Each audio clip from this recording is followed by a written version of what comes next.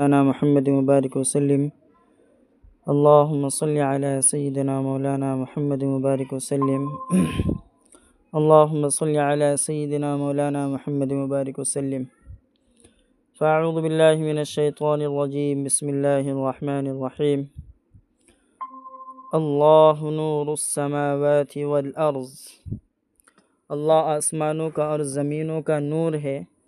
مثل نورہ کمشکاۃ فیہا مصباح، اس کے نور کی مثال ایک تاک کی سی ہے۔ المصباح فی زجاجہ، جس میں چراغ ہے، ایک چراغ ہے، چراغ شیشے میں ہے۔ الزجاجۃ کأنہا کوکب دری یوقد من شجرۃ مبارکۃ زیتونۃ لا شرقیۃ ولا غربیہ یکاد زیتها یضیء ولو لم تمسسہ نار نور علی نور یہدی اللہ لنورہ من یشاء ویضرب اللہ الامثال للناس واللہ بکل شیء علیم۔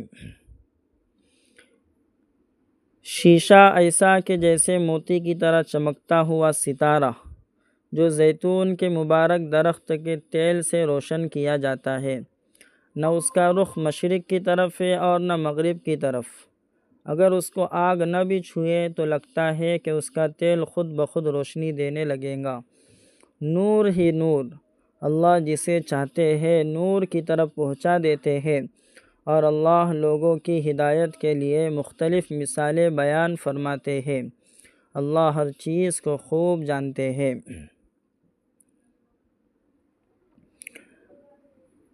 اللہ آسمانوں کا اور زمینوں کا نور ہے۔ اللہ کے نور کی مثال اس آیت میں بیان کی گئی ہے۔ عربی زبان میں ایک طریقہ یہ ہے کہ کسی چیز میں مبالغہ اور اس کی زیادتی کو ظاہر کرنے کے لیے اس میں فاعل یعنی سبجیکٹ کے بجائے مصدر یعنی انفینیٹیو کا استعمال کیا جاتا ہے۔ جیسے قرآن مجید کو فرمایا گیا ھدی للمتقین، جس کا مطلب ہے تقوی والوں کے لیے ہدایت، لیکن مطلب یہ ہے کہ قرآن مجید تقوی والے کو ہدایت دینے والا ہے۔ اسی طرح نور، روشنی ایسی چیز ہے جس کو دیکھا اور محسوس کیا جا سکتا ہے، چاہے وہ کتنا بھی وسیع ہو، مگر بہرحال روشنی محدود ہوتی ہے۔ لیکن اللہ تعالیٰ کی ذات کو نہ آنکھ دیکھ سکتی ہے، نہ اس کی ذات کو محسوس کیا جا سکتا ہے، اور نہ اللہ کی ذات محدود ہے۔ اس لیے یہاں روشنی سے مطلب ہے ہدایت کی روشنی، اور اللہ تعالیٰ کے نور ہونے کا مطلب آسمان و زمین کے تمام لوگوں کے لیے اللہ تعالیٰ کا ہدایت دینے والا ہونا ہے۔ یہی تفسیر حضرت عبداللہ بن عباس رضی اللہ عنہ سے منقول ہے۔ یقول اللہ سبحانہ ہادی اہل السماوات والارض۔ حضرت انس سے بھی یہی تفسیر نقل کی گئی ہے۔ اللہ تعالیٰ کی جانب سے ہدایت کی جو مثال دی گئی ہے، اس کا مقصد یہ ہے کہ ہدایت نہایت واضح ہے۔ اس کی مثال ایسی ہے جیسے کہ طاق میں چراغ رکھا ہوا ہو۔ طاق لالٹین جسے کہتے ہیں، اس میں چراغ رکھا جاتا ہے۔ چونکہ طاق کے ایک طرف سے بند ہونے کی وجہ سے اس کا شعلہ، چراغ کا شعلہ سمٹ جاتا ہے اور روشنی بڑھ جاتی ہے۔ اور پھر چراغ بھی یوں ہی رکھا ہوا نہیں ہے بلکہ شیشے کے اندر ہے۔ شیشے میں ہونے کی وجہ سے روشنی میں اور بھی اضافہ ہو جاتا ہے۔ پھر چراغ کو زیتون کے تول سے روشن کیا گیا ہے۔ جیسے طاق کو لالٹین کہا گیا، لیکن لالٹین وہ شیشہ ہے، اور طاق جو ہے وہ گھر کے دیواروں میں جو بنے ہوتے ہیں طاقچے چھوٹی سے، تو اس میں طاق میں چراغ رکھا ہوا ہے، اور چراغ جو ہے وہ شیشے کے اندر ہے۔ تو طاق کے ایک طرف سے بند ہونے کی وجہ سے اس کی روشنی چراغ کی وہ سمٹ جاتی ہے اور روشنی بڑھ جاتی ہے۔ پھر چراغ بھی یوں ہی رکھا ہوا نہیں ہے بلکہ شیشے کے اندر ہے۔ شیشے میں ہونے کی وجہ سے روشنی میں اور بھی اضافہ ہو جاتا ہے۔ پھر چراغ کو زیتون کے تیل سے روشن کیا گیا ہے۔ اس تیل کی خصوصیت یہ ہے کہ اس میں دھواں کم ہوتا ہے اور روشنی زیادہ۔ زیتون کا درخت بھی ایسا جو صبح سے شام تک دھوپ میں رہتا ہو، نہ پورب کی طرف کوئی ایسی رکاوٹ ہو جو دھوپ کو آنے سے روک دے اور نہ پچھم کی طرف۔ نتیجہ یہ ہے کہ اپنی لطافت کی وجہ سے تیل سلگنے کے لیے تیار ہے، ایسا کہ جیسے آگ کو نہ چھوئے تب بھی سلگ اٹھے۔ روشنی بڑھانے والی ان مختلف چیزوں کے مل جانے کی وجہ سے روشنیاں اس طرح جمع ہو گئی کہ گویا ایک روشنی پر دوسری روشنی ہے۔ خلاصہ ہے کہ اللہ تعالیٰ کی بھیجی ہوئی ہدایت کی روشنی اتنی واضح ہے کہ کسی کو ذرا بھی ہدایت کی طلب ہو تو وہ ہدایت سے محروم نہ رہ پائے۔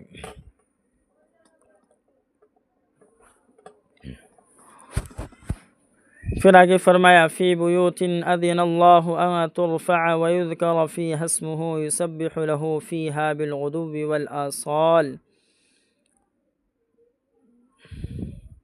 ان گھروں میں جن کا ادب کرنے کا اور جن میں اپنا نام لینے کا اللہ تعالیٰ نے حکم دیا ہے، وہ لوگ صبح و شام اللہ کی پاکی بیان کرتے رہتے ہیں۔ رجال لا تلہیہم تجارت ولا بیع عن ذکر اللہ واقام الصلاة وایتاء الزکاة، جن کو تجارت اور خرید و فروخت اللہ کو یاد کرنے، نماز قائم کرنے اور زکوٰۃ ادا کرنے سے غفلت میں نہیں ڈالتی۔ یخافون یوما تتقلب فیہ القلوب والابصار، جس دن دل اور آنکھیں الٹ جائیں گی۔ لیجزیہم اللہ احسن ما عملوا ویزیدہم من فضلہ واللہ یرزق من یشاء بغیر حساب، تاکہ اللہ ان کو ان کے عمل کا بہترین بدلہ دے اور اپنے فضل و کرم سے اور زیادہ عطا فرمائے، اور اللہ جسے چاہتے ہیں بے حساب رزق عطا فرماتے ہیں۔ اوپر اللہ تعالیٰ کے ہدایت کے نور کا ذکر کیا گیا، اب ان لوگوں کی صفت بیان فرمائی جا رہی ہے جنہوں نے ہدایت کی روشنی کو پایا ہے۔ ان کی بنیادی صفات یہ ہے کہ وہ مسجدوں میں صبح و شام نماز پڑھنے کا اہتمام کرتے ہیں۔ یہاں مسجدوں کا لفظ کہنے کے بجائے فرمایا گیا ان گھروں میں جن کا ادب کرنے کا اور ان میں اللہ کا نام لینے کا حکم دیا گیا ہے، تو وہ گھر سے مراد یہی اللہ کی مسجد ہے، اس لیے کہ اللہ کے نبی نے مسجدوں کو اللہ کا گھر بتایا ہے۔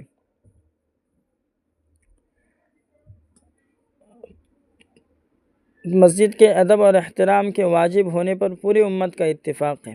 اللہ کے نبی صلی اللہ علیہ وسلم کو مسجد کا اتنا پاس و لحاظ تھا کہ آپ نے کچی لہسن پیاز کھانے والے کو مسجد میں آنے سے منع فرمایا۔ کچی لہسن اور پیاز کھانے والے کو مسجد میں آنے سے آپ نے روکا۔ اس لیے مشہور مفسر علامہ قرطبی رحمۃ اللہ علیہ نے لکھا ہے کہ اگر کسی شخص کو اس کے کام کی نوعیت کی وجہ سے یا کسی بیماری کی وجہ سے بدبو آتی ہو تو اس کو بھی مسجد میں آنے سے روکا جانا چاہیے۔ کام ہی اس کا اتنا خطرناک ہے کہ وہ مسجد میں آئے بغیر غسل کرے ہوئے تو بدبو پھیل جائے، اس لیے اس کو منع کیا جا سکتا ہے مسجد سے۔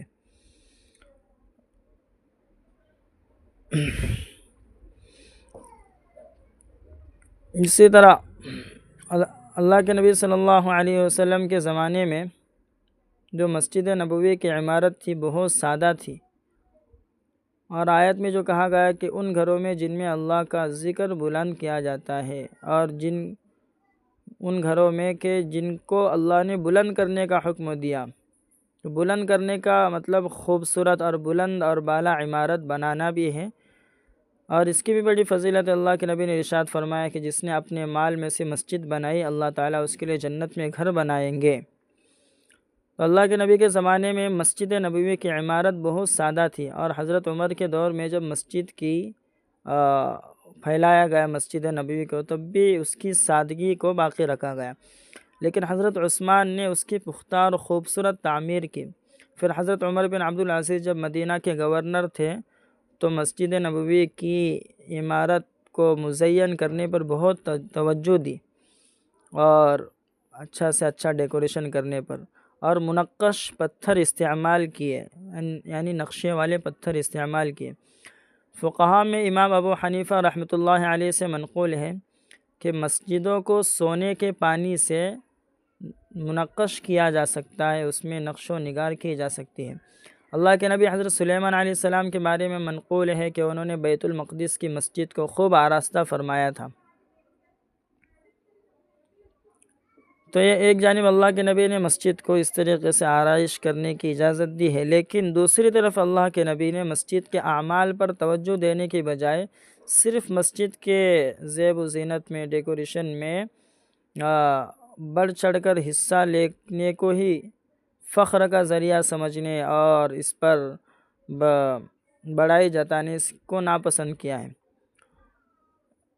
اس لیے جو الگ الگ حدیثوں کو سامنے رکھ کر جو بات سامنے آتی ہے وہ یہ ہے کہ ہر زمانے میں تعمیر اور عمارت کو آراستہ کرنے کا جو رواج پایا جاتا ہے اس کا لحاظ رکھنے میں کچھ حرج نہیں ہے، لیکن ایسا نہیں ہونا چاہیے کہ مسجد کے اصل مقصد کی طرف سے توجہ ہٹ جائے، صرف ظاہری زیب و زینت اور آرائش کو مقصد بنا لیا جائے۔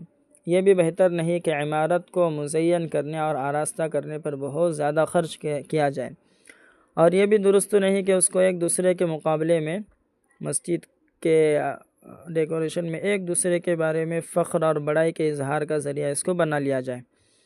اسی طرح صبح اور شام اللہ کی پاکی بیان کرنے سے مطلب یہ ہے کہ مسجد میں ہر وقت اللہ کی پاکی بیان کرتے رہنا چاہیے، یعنی 24 گھنٹے مسجدوں کو آباد رکھنا چاہیے۔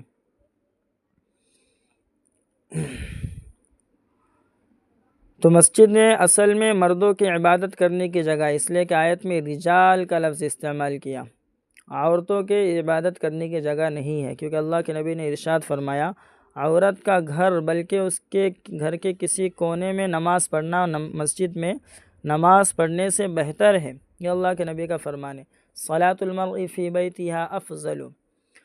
اسی طرح ہدایت پانے والوں کی دوسری صفت بیان کی گئی ہے کہ جو تجارت اور خرید و فروخت ایسے کام ہیں جو عام طور پر انسان کو دوسرے کاموں سے غافل کر دیتے ہیں، لیکن ان کو تجارت اور خرید و فروخت بھی اللہ کی یاد سے غافل نہیں کرتی، یعنی وہ کیسے بھی کاروباری مشغولیت میں ہو، جب نماز کا وقت ہوتا ہے تو سب کچھ چھوڑ کر نماز کے لیے کھڑے ہو جاتے ہیں، کیونکہ ایمان کا کمال یہی ہے کہ انسان دنیا کے کاموں میں مشغول ہونے کے باوجود اللہ کو بھول نہ جائے۔ تیسری اور چوتھی صفت نماز قائم کرنے اور زکوٰۃ ادا کرنے کی بتائی گئی، اور پانچویں صفت یہ ہے کہ ان میں آخرت کا خوف پایا جاتا ہے۔ پھر یہ خوشخبری دی گئی ہے کہ اللہ تعالیٰ ان کو ان کے عمل کا بدلہ تو دیں گے ہی، لیکن اس کے علاوہ اللہ اپنے فضل و کرم سے ان کے حق سے کہیں بڑھ کر زیادہ اجر بھی عنایت فرمائیں گے۔ آگے فرمایا والذین کفروا اعمالهم کسراب بقیعة یحسبه الظمآن ماء، اور جو لوگ ایمان نہیں لائے ان کے اعمال چٹیل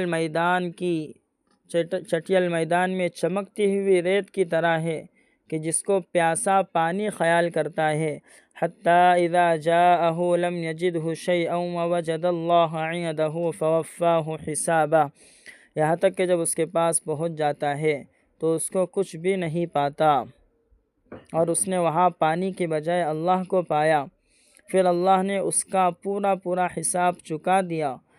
واللہ سریع الحساب، اور اللہ جلد حساب لینے والے ہیں۔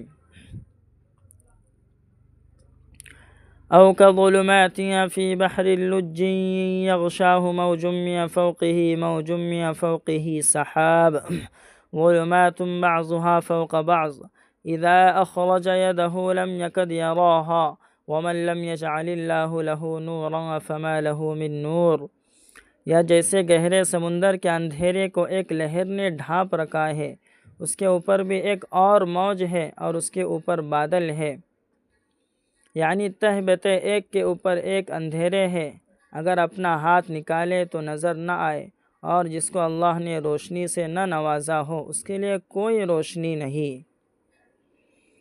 یہاں دو مثالیں دی گئی ہیں، اور یہ ایمان سے محروم دو طرح کے لوگوں کے لیے ہے۔ ایک تو وہ ہے جو آخرت کے قائل ہے، آخرت کو مانتے ہیں، آخرت کے عقیدے کو۔ اس کی مثال ایسی ہے کہ جیسے چمکتی ہوئی ریت کی طرف انسان پانی سمجھ کر دوڑتا ہوا آئے، دور سے نظر آنے والی چمکتی ہوئی ریت ہے، لیکن اس کو انسان دور سے پانی سمجھ رہا ہے، اور جب پہنچ کر دیکھتا ہے تو وہ کچھ نہ ہو کہ وہ ظاہری طور پر اچھے عمل کو آخرت کے لیے فائدہ مند سمجھ رہا تھا، لیکن اللہ پر ایمان سے محروم رہنے کی وجہ سے اس کو کوئی فائدہ نہیں ہوا۔ آخرت کا یقین تو ہے لیکن اللہ پر ایمان سے محروم ہے۔ دوسری قسم ان لوگوں کی ہے جو آخرت کے قائل ہی نہیں ہیں، آخرت کو مانتے ہی نہیں، مرنے کے بعد دوبارہ اٹھائے جانے کو۔ وہ تو ایسی تاریکی میں ہے جن کے لیے امید کی کوئی کرن ہی نہیں۔ آخر میں یہ بات واضح کر دی گئی کہ انسان کتنا بھی عقل والا اور علم والا اور سائنس اور ٹیکنالوجی میں کتنا بھی ترقی کر جائے، جب تک اللہ تعالیٰ کا ہدایت کا نور اسے حاصل نہ ہو جائے وہ ہدایت سے محروم ہی رہے گا۔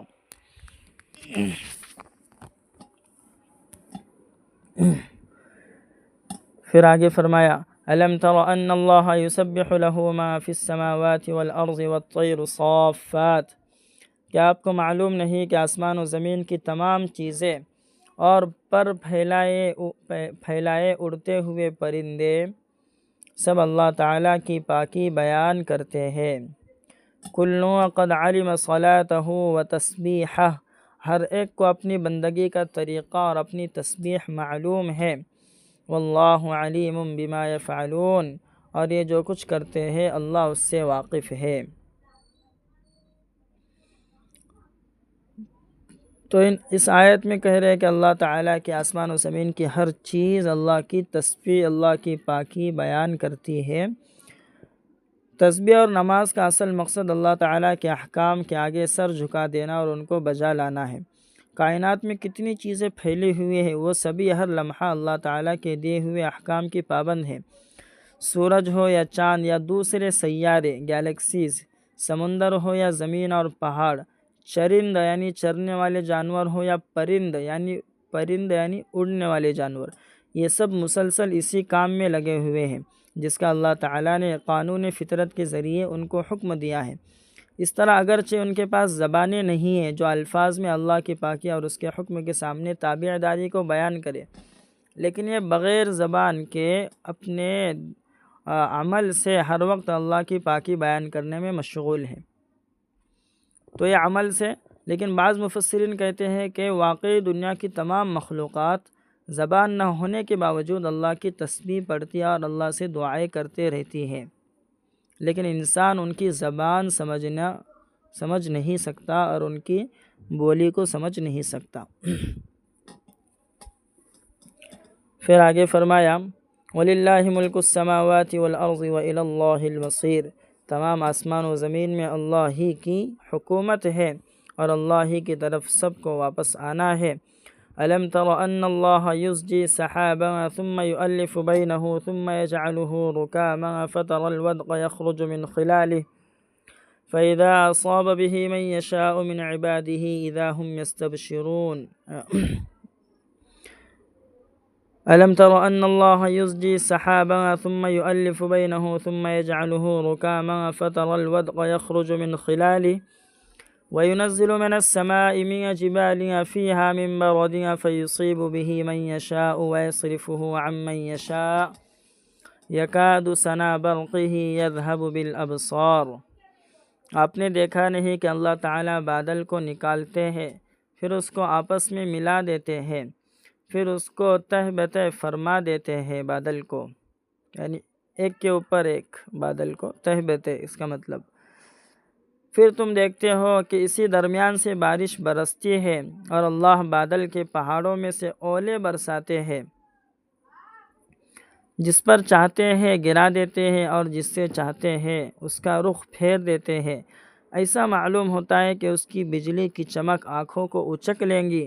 یقلب اللہ اللیل والنہار ان فی ذلک لعبرۃ لأولی الابصار، اللہ نے ہر جاندار کو پانی سے پیدا فرمایا ہے، اللہ رات اور دن کو بدلتے رہتے ہیں، یقیناً اس میں نظر والوں کے لیے عبرت کا موقع ہے۔ واللہ خلق کل دابۃ من ماء، اللہ نے ہر جاندار کو پانی سے پیدا فرمایا ہے۔ فمنہم من یمشی علی بطنہ، پھر ان میں سے بعض پیٹ کے بل چلتے ہیں، ومنہم من یمشی علی رجلین، بعض دو پاؤں پر، ومنہم من یمشی علی اربع، اور بعض جانور چار پاؤں پر۔ یخلق اللہ ما یشاء، اللہ جو چاہتے ہیں بناتے ہیں۔ ان اللہ علی کل شیء قدیر، یقیناً اللہ تعالی ہر چیز پر قادر ہے۔ لقد انزلنا آیات مبینات واللہ یہدی من یشاء الی صراط مستقیم، ہم نے واضح دلیلیں اتار دی ہے اور اللہ جسے چاہتے ہیں سیدھے راستے کی ہدایت سے نوازتے ہیں۔